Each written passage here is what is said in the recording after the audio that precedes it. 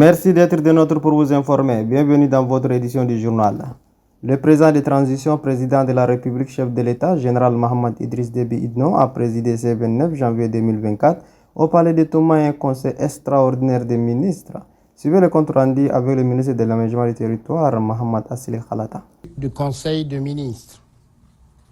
Un conseil extraordinaire des ministres s'est tenu ce lundi 29 janvier 2024 sous la présidence du général Mohamed Idriss Déby Itno, président de la République, chef de l'État, président des conseils des ministres. Le conseil a examiné 7 projets de texte, dont 3 projets d'ordonnance, 3 projets de loi organique et un projet de décret. Au titre des projets d'ordonnance, le ministre de la Production et de la Transformation agricole a soumis à l'examen du Conseil un projet d'ordonnance portant modification de la loi numéro 002/PR/2001 du 21 février 2001 portant création d'un office national de la sécurité alimentaire ONASA. Ce projet d'ordonnance vise à rattacher l'ONASA au ministère de l'Action sociale, de la solidarité nationale et des affaires humanitaires pour des raisons objectives. En effet, de par ses attributions définies par la loi numéro 002/PR/2001 du 18 février 2001, l'ONASA assure, entre autres, les missions suivantes: la constitution et la gestion des stocks de réserve pour une intervention en cas d'urgence, la constitution d'un fonds de sécurité alimentaire, le concours dans le cadre des opérations de distribution des aides alimentaires, des missions qui concordent parfaitement avec la politique du gouvernement en matière de solidarité nationale et des affaires humanitaires. La ministre secrétaire générale du gouvernement a soumis à l'examen du Conseil 6 projets de texte, notamment le projet de loi organique portant attribution, organisation, fonctionnement et règles de procédure devant la Cour suprême, initié conformément aux dispositions de l'article 169 de la Constitution. Le projet de loi comporte 6 titres, 6 chapitres et comprend 167 articles. Il reprend l'essentiel des dispositions de l'ordonnance numéro 002/PR/2021 du 24 février 2021, en y apportant les modifications nécessaires pour tenir compte de la nouvelle configuration de la Cour suprême qui comprend désormais 2 chambres au lieu de 4. Le nouveau texte a également intégré quelques innovations: le projet d'ordonnance portant attribution, organisation et fonctionnement du médiateur de la République, initié conformément aux dispositions de l'article 235 de la Constitution. Il comporte 4 chapitres répartis en 21 articles dotés d'un statut constitutionnel. Le médiateur de la République aura des missions étendues, conformes aux recommandations du dialogue national inclusif et souverain. Intervenant dans le règlement des litiges entre l'administration et les administrés, pour favoriser la construction des relations justes, des modifications ont été apportées par le Conseil relatif au mandat qui sera de 5 ans, renouvelable une fois. Le projet de loi organique portant attribution, organisation, fonctionnement et règles de procédure devant la Cour des comptes, initié conformément aux dispositions de l'article 189 de la Constitution. La restauration de la Cour des comptes est une des recommandations aussi du dialogue national inclusif et souverain. Sa réhabilitation constitue non seulement un gage de renforcement des outils de transparence et de bonne gestion des finances publiques, mais également renforce l'image et la crédibilité de notre pays dans ses engagements internationaux, notamment ceux souscrits au titre des organisations sous-régionales ou communautaires. Le projet de loi organique portant composition, organisation et fonctionnement du Conseil supérieur de la magistrature, initié conformément aux dispositions de l'article 164 de la Constitution. En effet, le dialogue national inclusif et souverain a fait plusieurs recommandations dans le souci de renforcer l'indépendance du pouvoir judiciaire, au nombre desquelles figurent celles relatives à la réaffirmation de l'indépendance du Conseil supérieur de la magistrature. Le projet d'ordonnance portant modification de l'ordonnance numéro 026/PR/2018 du 18 juillet 2018 portant modification de l'ordonnance numéro 012/PR/2014 du 1er septembre 2014 portant modification de la loi numéro 004/PR/2008 du 3 janvier 2008 portant création d'une agence nationale des investissements et des exportations ANIE. Pour principalement des raisons d'ordre structurel et ou organisationnel, l'ANI n'a pas réussi à assurer convenablement sa mission après plus d'une décennie d'existence. Ce projet d'ordonnance permettra à l'ANI, en tant qu'organe opérationnel, de fonctionner dans la plus grande cohérence sous la supervision du ministère en charge du commerce pour le suivi et la mise en œuvre des politiques et programmes du gouvernement en matière d'investissement et d'exportation. Ensuite, le projet de décret portant structure générale du gouvernement et attribution de ses membres. En effet, comparativement à la structure précédente consacrée par le décret numéro 0083/PT/PM 2022 du 30 novembre 2022, le décret numéro 002/PT/PM 2024 du 2 janvier 2024 induit des modifications fondamentales dans la nouvelle structure gouvernementale. Les principales innovations sont les suivantes.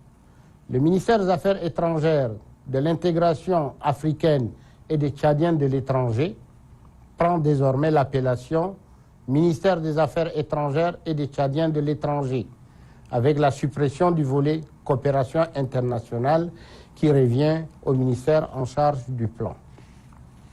Le ministère de la Femme, de la Protection de la Petite Enfance et de la Solidarité nationale change d'appellation et devient ministère de la Femme et de la Petite Enfance. Au regard de la création du nouveau ministère de l'Action sociale, de la Solidarité nationale et des Affaires humanitaires, le ministère des Finances, du Budget et des Comptes publics devient ministère des Finances et du Budget, sans toutefois que cela n'affecte ses attributions initiales. Le ministère des Hydrocarbures et de l'Énergie a été scindé en deux. Ministère des Hydrocarbures et ministère de l'Énergie. Le ministère de l'Administration du Territoire, de la Décentralisation et de la Bonne Gouvernance prend l'appellation de ministère de l'Administration du Territoire et de la Décentralisation. La fusion du ministère des Transports terrestres et de la Sécurité routière avec celui en charge de l'aviation civile et de la météorologie nationale en consacrant désormais la dénomination ministère des Transports, de l'aviation civile et de la météorologie nationale, induisant ainsi un ajustement des attributions. Le ministère de la Jeunesse, des Sports, des Loisirs et du Leadership entrepreneurial change d'appellation et devient ministère de la Jeunesse et des Sports. La création du nouveau ministère de l'Action sociale, de la Solidarité nationale et des Affaires humanitaires, dont les attributions ont été transférées pour certaines du ministère en charge de la femme et pour d'autres du ministère en charge de l'administration du territoire. Par ailleurs, le projet de décret portant structure générale du gouvernement intègre le transfert de compétences du secrétariat général du gouvernement en matière de gestion du contentieux de l'État au ministère en charge des Finances, suite à l'approbation du décret numéro 2155/PT/PM MFBC-P/2023 du 28 juillet 2023 portant création d'une agence judiciaire de l'État. Après examen et débat, le Conseil a adopté les 7 projets de texte en divers. Le chef de l'État, président de la République, a instruit le Premier ministre et son gouvernement à l'effet de privilégier les compétences, l'équité et le professionnalisme lors des nominations à des postes de responsabilité dans le cadre de la Ve République. Pourquoi? Et je m'explique.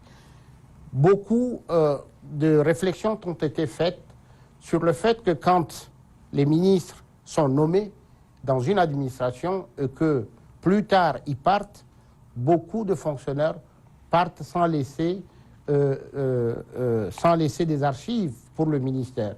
Ensuite, on fait partir aussi des cadres compétents. Et à ce titre, le président de la République a demandé que dorénavant, les nominations doivent se faire sur des compétences. Il n'est plus question de faire des nominations à caractère d'affinité, des nominations d'ordre tribal, communautariste, et qu'il privilégie des méthodes de compétences qui permettront d'évaluer dorénavant les fonctionnaires. La méthode de travail du gouvernement sera axée aussi sur les résultats. Il sera procédé à des évaluations à mi-parcours, annuelles, et ainsi on cherchera toujours à aller vers l'excellence. Le chef de l'État s'est aussi apaisanti sur les différents incendies, en citant notamment ceux des marchés de Dembé que tous nos compatriotes connaissent, et ensuite dernièrement l'actualité a fait celui d'Ati. Il instruit le Premier ministre et les services compétents à l'effet de se pencher résolument sur ce problème en termes de sensibilisation, de prévention et de gestion d'incendie. Commencé à 10h, le Conseil extraordinaire des ministres a pris fin à 13h10. À la primature, le Premier ministre de transition, chef du gouvernement, Dr Succès Masra, a reçu ce 29 janvier 2024 des diplomates.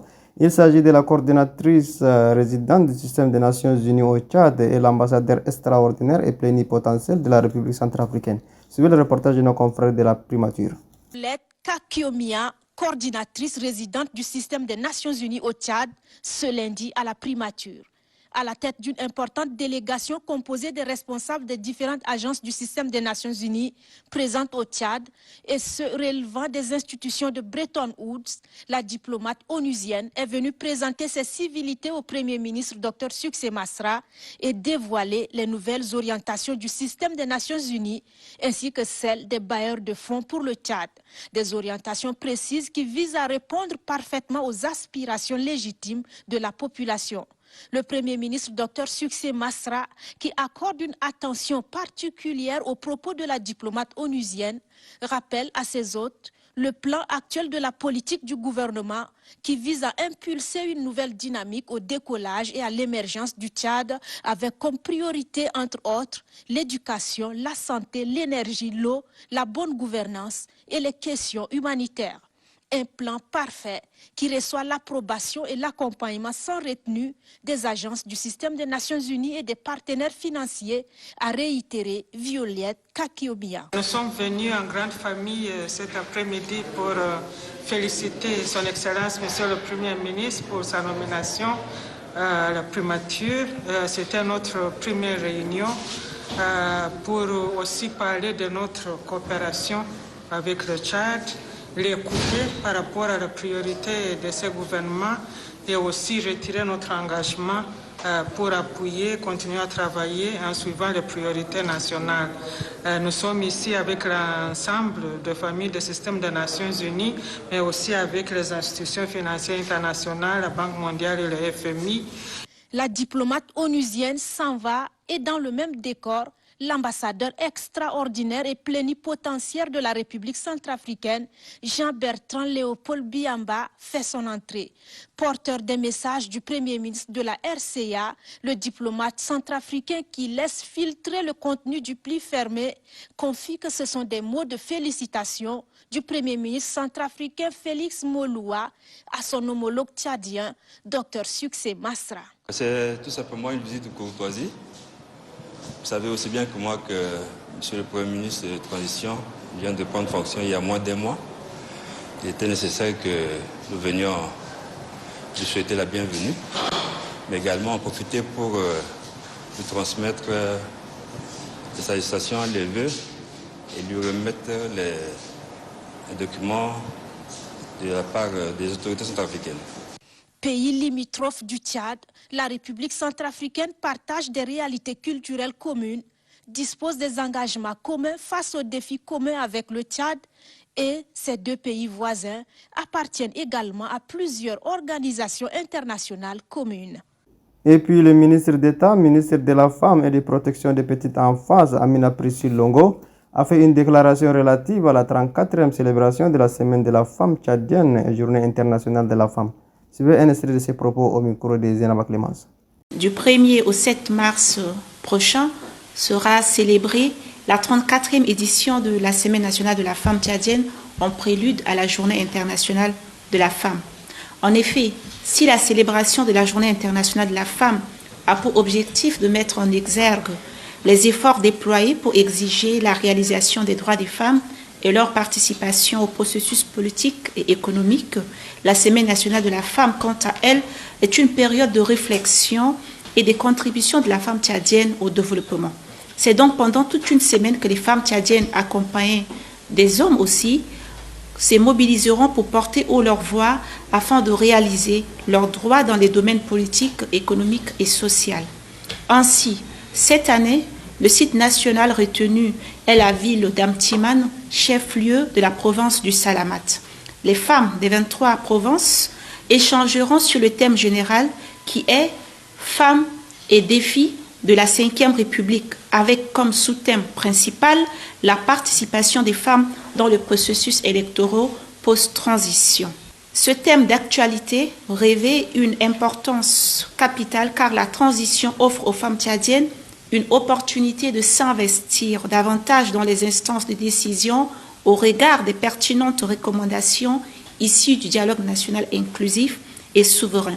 Avec les élections générales qui pointent à l'horizon, la Sénafette 2024 sera donc une occasion pour exhorter et mobiliser les femmes à y participer afin de concrétiser la volonté politique du président de transition, le général Mahamat Idriss Déby Itno, président de la République, chef de l'État, de voir les femmes fortement représentées dans les assemblées élues. La Sénafette sera également l'occasion de renforcer les capacités des femmes afin d'améliorer leur pouvoir économique. Mesdames et messieurs, chers journalistes, en marge de la Semaine nationale de la femme, on organisera la 2e édition du Forum national de la femme au rural.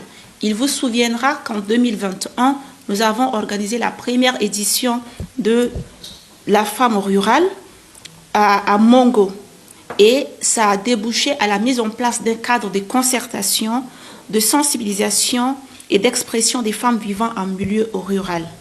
3 ans après, il est important pour nous de faire le point sur le chemin parcouru afin de relever les forces et faiblesses dans le but de faire des ajustements nécessaires et la réalisation de cette ambition donc pour un Tchad inclusif.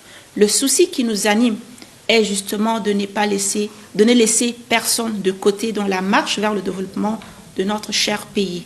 En même temps, mesdames et messieurs les journalistes, je voudrais aussi vous demander d'accentuer des activités de sensibilisation, car il nous a été donné de constater qu'à l'approche de la Semaine nationale de la femme ou encore de la Journée internationale de la femme, c'est justement à ce moment que les violences à l'encontre des femmes sont répertoriées d'une façon grandissante. Nous comptons sur votre bon sens pour nous aider dans la sensibilisation afin de prévenir. Pour terminer, je voudrais demander à toutes les femmes de donner un éclat particulier à cette édition en participant à toute activité qui pourrait porter vers la réalisation des objectifs et pour faire comprendre aux gens qui malheureusement et expressément font croire que pour la Sénafette, il ne s'agit que des défilés et des pains. C'est que nous rejetons parce qu'en réalité, la Sénafette apporte beaucoup pour les femmes. Nous vous demandons de voir le contenu des activités et de ne pas simplement faire attention à l'aspect festif qui n'est pas à occulter de nos activités. Sur ce, je déclare lancés les préparatifs de la Semaine nationale de la femme tchadienne et de la Journée internationale de la femme, édition 2024. Ça se referme cette édition. Merci de l'avoir suivi. À demain, Inch'Allah.